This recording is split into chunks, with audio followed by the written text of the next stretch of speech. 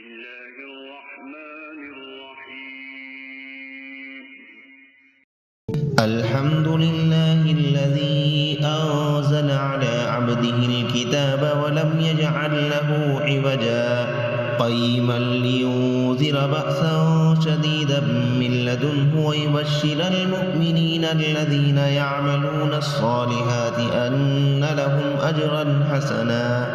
ماكثين فيه أبدا وينذر الذين قالوا اتخذ الله ولدا ما لهم به من علم ولا لآبائهم كبرت كلمة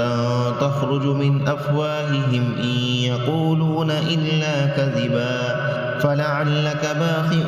نفسك على آثارهم إن لم يؤمنوا بهذا الحديث أسفا إنا جعلنا ما على الأرض زينة لها لنبلوهم أيهم أحسن عملا وإنا لجاعلون ما عليها سعيدا جرزا أم حسبت أن أصحاب الكهف والرقيم كانوا من آياتنا عجبا إذ أوى الفتية إلى الكهف فقالوا ربنا آتنا من لدنك رحمة وهيئ لنا من أمرنا رشدا فضربنا على آذانهم في الكهف سنين عددا ثم بعثناهم لنعلم أي الحزبين أحصى لما لبثوا أمدا نحن نقص عليك نبأهم بالحق إنهم فتية آمنوا بربهم وزدناهم هدى وربطنا على قلوبهم إذ قاموا فقالوا ربنا رب السماوات والأرض لن ندعو من دونه إلها لقد قلنا إذا شططا هؤلاء قوم اتخذوا من دونه آلهة لولا يأتون عليهم بسلطان بين فمن أظلم ممن افترى على الله كذبا وإذ اعتزلتموهم وما يعبدون إلا الله فأووا إلى الكهف ينشر لكم ربكم من رحمته ويهيئ لكم من أمركم مرفقا وترى الشمس إذا طلعت تزاور عن كهفهم ذات اليمين وإذا غربت تقرضهم ذات الشمال وهم في فجوة منه ذلك من آيات الله من يهد الله فهو المهتد ومن يضلل فلن تجد له وليا مرشدا وتحسبهم أيقاظا وهم رقود ونقلبهم ذات اليمين وذات الشمال وكلبهم باسط ذراعيه بالوصيد لو اطلعت عليهم لوليت منهم فرارا ولملئت منهم رعبا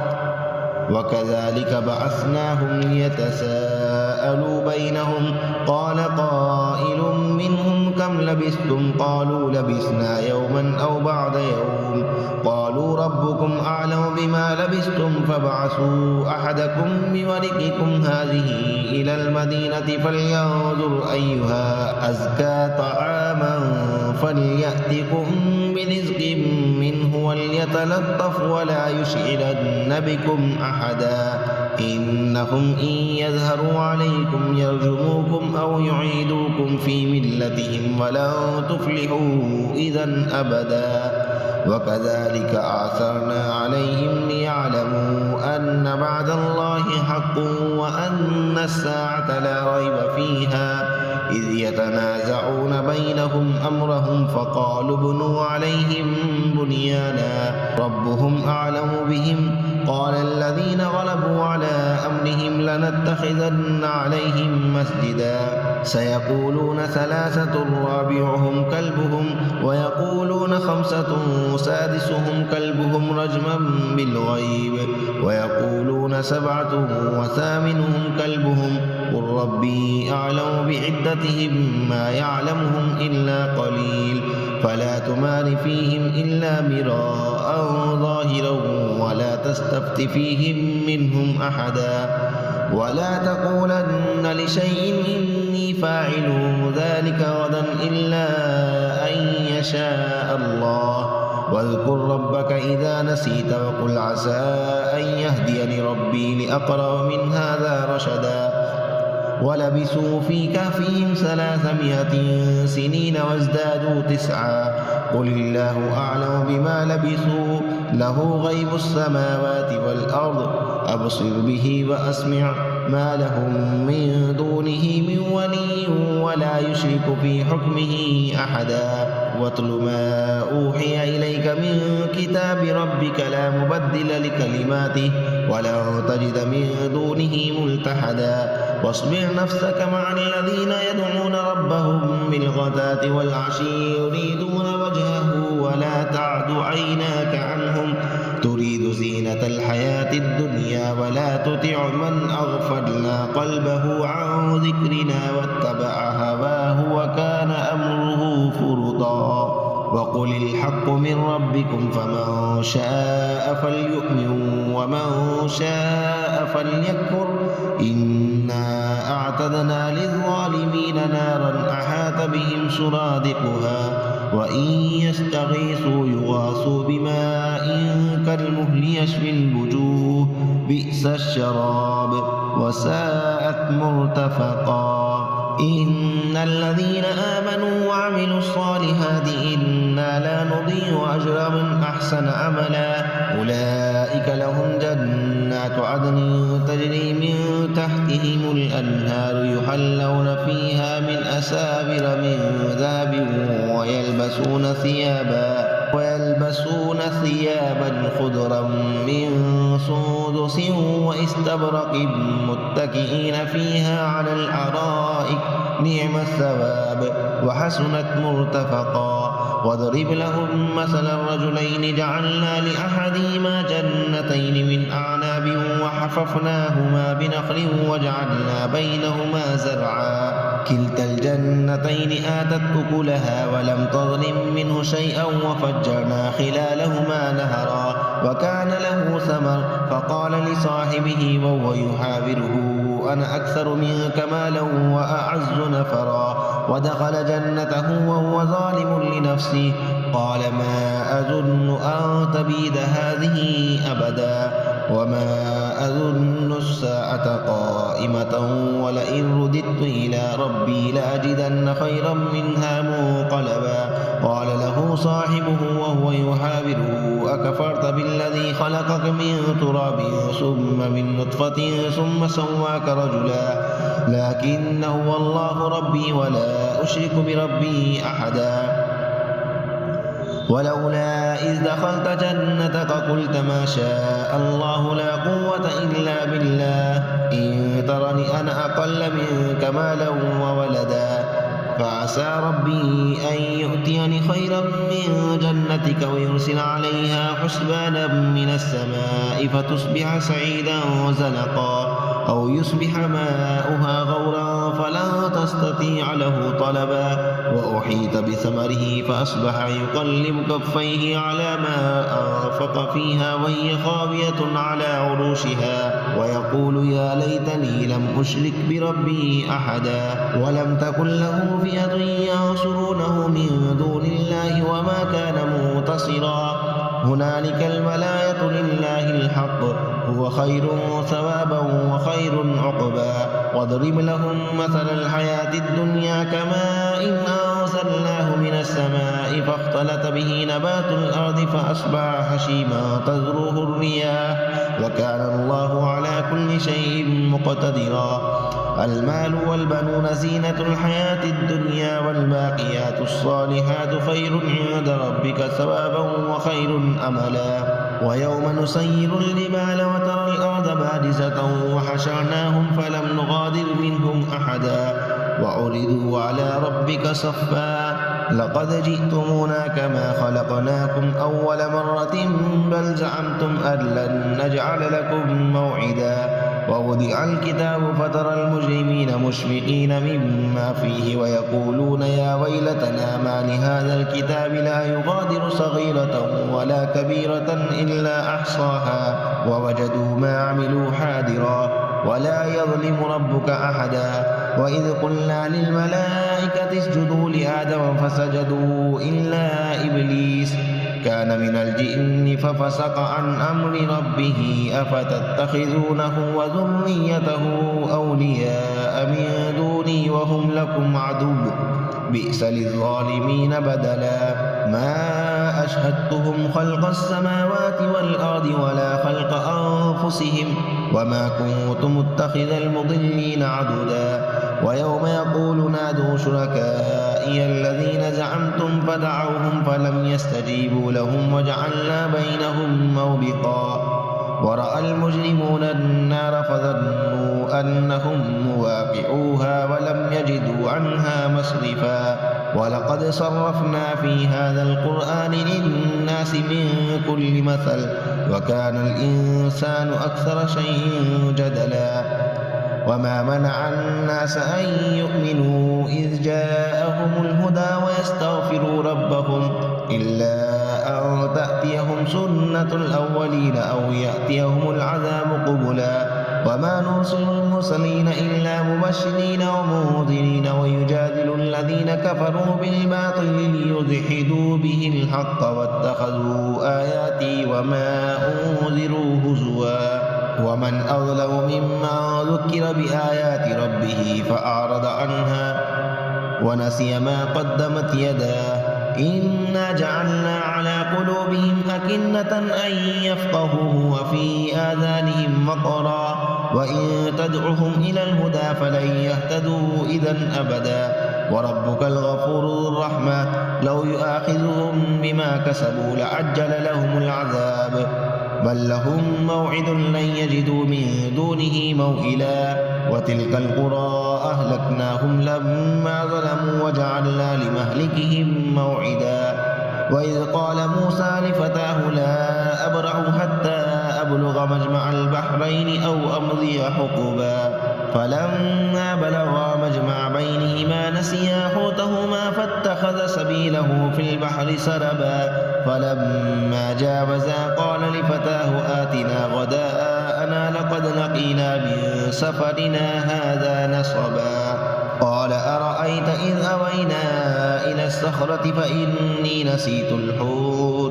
فإني نسيت الحوت وما أنسانيه إلا الشيطان أن أذكره واتخذ سبيله في البحر عجبا قال ذلك ما كنا نبغي فارتدا على آثارهما قصصا فوجدا عبدا من عبادنا آتيناه رحمة من عندنا وعلمناه من لدنا علما قال له موسى هل أتبعك على أن تعلمني مما علمت رشدا قال إنك لن تستطيع معي صبرا وكيف تصبر على ما لم تحط به خبرا قال ستجدني إن شاء الله صابرا ولا أعصي لك أمرا قال فإن اتبعتني فلا تسألني عن شيء حتى أحدث لك منه ذكرا فانطلقا حتى إذا ركبا في السفينة خرقها قال أخرقتها لتغرق أهلها لقد جئت شيئا إمرا قال ألم أقل إنك لن تستطيع معي صبرا قال لا تؤاخذني بما نسيت ولا ترهقني من أمري عسرا فانطلقا حتى إذا لقيا غلاما فقتله قال أقتلت نفسا زكية بغير نفس لقد جئت شيئا نكرا قال ألم أقل إنك لا تستطيع معي صبرا قال إن سألتك عن شيء بعدها فلا تصاحبني قد بلغت من لدني عذرا فانطلقا حتى إذا أتيا أهل قرية استطعما أهلها فأبوا أن يضيفوهما فوجدا فيها جدارا يريد أن ينقض فأقامه قال لو شئت لاتخذت عليه أجرا قال هذا فراق بيني وبينك سأنبئك بتأويل ما لم تستطع عليه صبرا أما السفينة فكانت لمساكين يعملون في البحر فأردت أن أعيبها وكان وراءهم ملك يأخذ كل سفينة غصبا وأما الغلام فكان أبواه مؤمنين فخشينا أن يرهقهما طغيانا وكفرا فأردنا أن يبدلهما ربهما خيرا منه زكاة وأقرب رحما فأما الجدار فكان لغلامين يتيمين في المدينة وكان تحته كنز لهما وكان أبوهما صالحا فأراد ربك أن يبلغا أشدهما ويستخرجا كنزهما رحمة من ربك وما فعلته عن أمري ذلك تأويل ما لم تستطع عليه صبرا ويسألونك عن ذي القرنين قل سأتلو عليكم منه ذكرا إنا مكنا له في الأرض وآتيناه من كل شيء سببا فأتبع سببا حتى إذا بلغ مغرب الشمس وجدها تغرو في عين حمئة ووجد عندها قوما قلنا يا ذا القرنين إما أن تعذب وإما أن تتخذ فيهم حسنا قال أما من ظلم فسوف نعذبه ثم يرد إلى ربه فيعذبه عذابا نكرا وأما من آمن وعمل صالحا فله جزاء الحسنى وسنقول له من أمرنا يسرا ثم أتبع سببا حتى إذا بلغ مطلع الشمس وجدها تطلع على قوم لم نجعل لهم من دونها سترا كذلك وقد أحطنا بما لديه خبرا ثم أتبع سببا حتى إذا بلغ بين السدين وجد من دونهما قوما لا يكادون يفقهون قولا قالوا يا ذا القرنين إن يأجوج ومأجوج مفسدون في الأرض فهل نجعل لك خرجا على أن تجعل بيننا وبينهم سدا قال ما مكنني فيه ربي خير فاعينوني بقوة أجعل بينكم وبينهم ردما آتوني زبر الحديد حتى إذا سابا بين الصدفين قال انفخوا حتى إذا جعله نارا قال آتوني أفرغ عليه قطرا فما استطاعوا أن يظهروه وما استطاعوا له نقبا قال هذا رحمة من ربي فإذا جاء وعد ربي جعله دكا وكان وعد ربي حقا وتركنا بعدهم يومئذ يموج في بعد ونفخ في السور فجمعناهم جمعا وعرضنا جهنم يومئذ للكافرين عرضا الذين كانت أعينهم في غطاء عن ذكري وكانوا لا يستطيعون سمعا أفحسب الذين كفروا أن يتخذوا عبادي من دوني أولياء إنا أعتدنا جهنم للكافرين نزلا قل هل ننبئكم بالأخسرين أعمالا الذين ضل سعيهم في الحياة الدنيا وهم يحسبون أنهم يحسنون صنعا أولئك الذين كفروا بآيات ربهم ولقائه فحبطت أعمالهم فلا نقيم لهم يوم القيامة وزنا ذلك جزاؤهم جهنم بما كفروا واتخذوا آياتي ورسلي هزوا إن الذين آمنوا وعملوا الصالحات كانت لهم جنات الفردوس نزلا خالدين فيها لا يبغون عنها حولا قل لو كان البحر مدادا لكلمات ربي لنفد البحر قبل أن تنفد كلمات ربي ولو جئنا بمثله مددا قل إنما أنا بشر مثلكم يوحى إلي أنما إلهكم إله واحد فمن كان يرجو لقاء ربه فليعمل عملا صالحا ولا يشرك بعبادة ربه أحدا صدق الله العظيم.